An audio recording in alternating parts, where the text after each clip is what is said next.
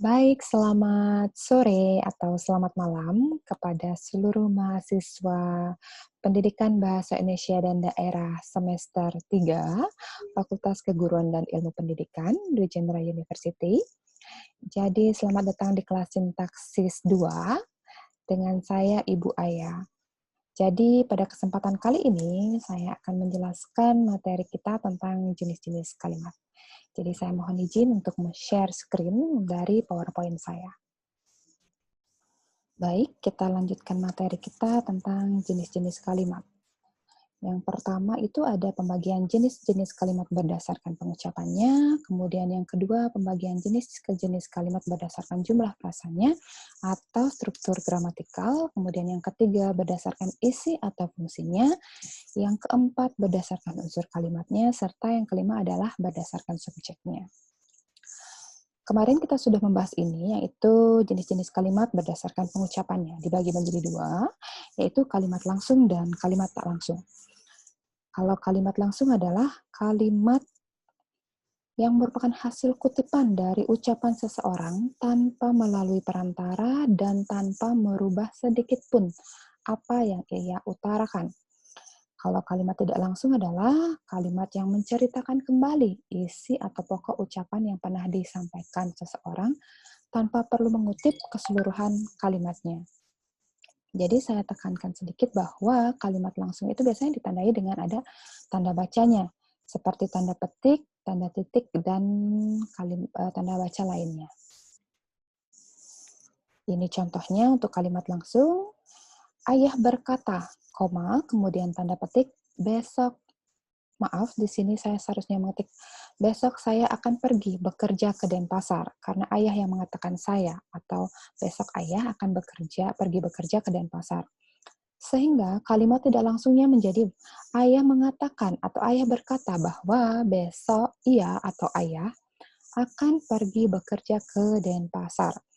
Bisa diperhatikan di sini kalau kalimat langsung biasanya ada tanda koma, kemudian ada tanda petik, dan kalimat ini ditulis sesuai dengan ucapannya. Sedangkan kalimat tidak langsung, tidak ada tanda baca seperti koma yang ini dan tanda petik ini. Jadi dia langsung menjadi satu kalimat kesatuan. Diingat kembali perbedaan antara kalimat langsung dan kalimat tidak langsung. Kemudian untuk jenis-jenis kalimat berdasarkan jumlah frasanya dibagi menjadi dua, yaitu kalimat tunggal atau kita sudah pernah belajar itu kalimat dasar. Yang kedua adalah kalimat majemuk.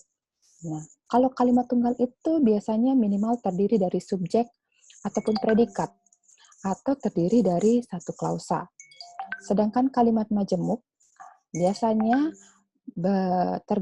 terdiri lebih dari satu klausa. Jadi kalimat majemuk itu dibagi lagi menjadi kalimat majemuk setara, kemudian bertingkat, dan campuran. Ya. Nah, ini yang penting harus diperhatikan, pola kalimat tunggal.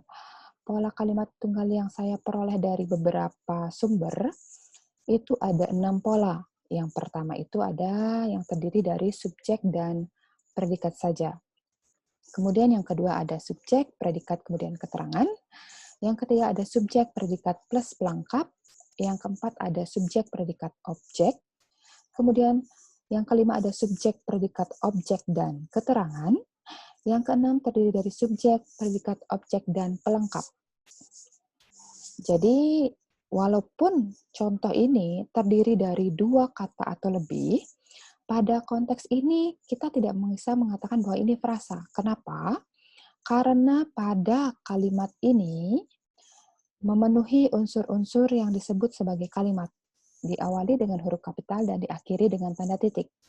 Kemudian, dari kata pendemo, pendemo merupakan jenis kata benda yang memiliki fungsi sebagai subjek. Kemudian berorasi merupakan jenis kata kerja yang berfungsi sebagai predikat. Jadi sama halnya dengan contoh yang selanjutnya. Ini saya berikan kategori katanya juga untuk subjek dan predikat, bisa diikuti kata benda, kemudian kata kerja. Yang kedua bisa ada kata benda ditambahkan dengan kata sifat, kata bendanya adalah pemilik villa itu. Kemudian kata sifatnya menakutkan. Kemudian yang ketiga ada kata benda diikuti dengan kata bilangan. Kata bendanya adalah harga sofa, kemudian kata bilangannya 2 juta rupiah. Begitu juga selanjutnya, saya berikan contoh satu lagi, yaitu subjek, predikat, plus keterangan. Biasanya subjeknya itu atau subjeknya itu adalah kategori kata kerjanya itu adalah kata benda. Kemudian diikuti dengan kata kerja, kemudian diikuti dengan konjungsi. Konjungsi itu adalah kata sambung, dan diikuti dengan kata benda. Contohnya, Ayu menari dengan gemulai. Seperti itu. Begitu juga untuk contoh selanjutnya, saya akan lanjutkan. Jadi kalimat tunggal itu dibagi lagi berdasarkan jenis predikatnya. Terdiri dari kalimat nomina dan juga kalimat verbal. Jadi kalau yang kalimat nomina, jenis kalimat yang menggunakan kata benda sebagai atau kata bilangan atau kata sifat sebagai predikatnya. Kemudian jika kalimat verbal, kata verbal merupakan jenis kalimat yang menggunakan kata kerja sebagai predikatnya. Kemudian ini adalah jenis-jenis kalimat berdasarkan jumlah frasanya, yaitu ada kalimat majemuk setara, kemudian ada kalimat majemuk bertingkat. Jadi seperti yang sudah saya jelaskan tadi, kalimat majemuk itu adalah gabungan dua klausa atau dua kalimat yang memiliki kedudukan yang setara. Kemudian kalau kalimat majemuk bertingkat adalah kalimat majemuk yang menggabungkan dua kalimat tunggal atau lebih, di mana satu sama lain memiliki kedudukan yang berbeda. Yang satu merupakan induk kalimat, dan yang mengikutinya adalah anak kalimat. Kemudian ini kalimat majemuk setara, biasanya ditandai dengan kata hubung seperti dan atau serta. Kemudian yang lainnya kalimat majemuk yang tadi itu adalah kalimat majemuk setara penggabungan. Yang dibagi satu itu adalah kalimat majemuk setara pertentangan. Kalau pertentangan biasanya ditandai dengan kata hubung seperti tetapi, sedangkan, melainkan, namun, dan lain-lain. Dan untuk kalimat majemuk bertingkat, itu dapat dibagi menjadi 10 jenis, yaitu adalah ada kalimat majemuk bertingkat waktu, sebab, akibat, syarat. Untuk waktu biasanya ditandai dengan kata ketika, sejak, dan saat ini. Untuk yang sebab, biasanya diikuti dengan konjungsi karena, oleh karena itu, sebab, oleh sebab itu. Untuk yang akibat, biasanya ditandai dengan hingga, sehingga, maka. Dan untuk yang syarat, biasanya ditandai dengan jika, asalkan, apabila.